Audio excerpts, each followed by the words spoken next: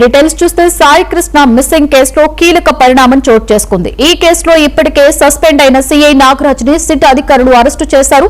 అనంతరం ఆయనని control room కి తరలించి విచారణ చేపట్టారు. నాగరాజు స్టేట్మెంట్ ను రికార్డు చేస్తున్న అధికారులు కేసుకు సంబంధించిన పలు అంశాలపై ప్రశ్నిస్తున్నారు.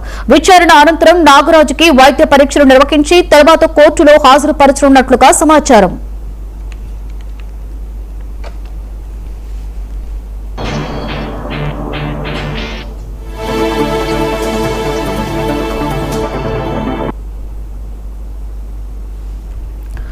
మే 9న మార్కాపురంలో సాయి కృష్ణను నాగరాజు బృందం అదుపులోకి తీసుకున్నట్లుగా ఆరోపణలు ఉన్నాయి. అయితే గత నెల 10వ తేదీ నుండి సాయి కృష్ణ ఆచూకీ లేకపోవడంతో ఆయన తల్లి విజయలక్ష్మి ఫిర్యాదు చేశారు.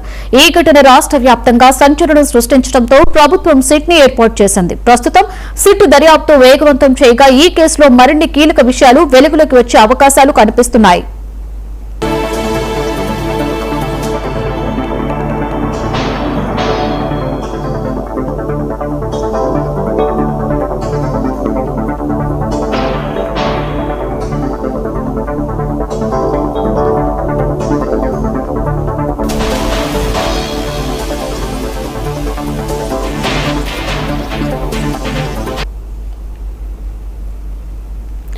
హైదరాబాద్ మెట్రో విస్తరణపై కేంద్ర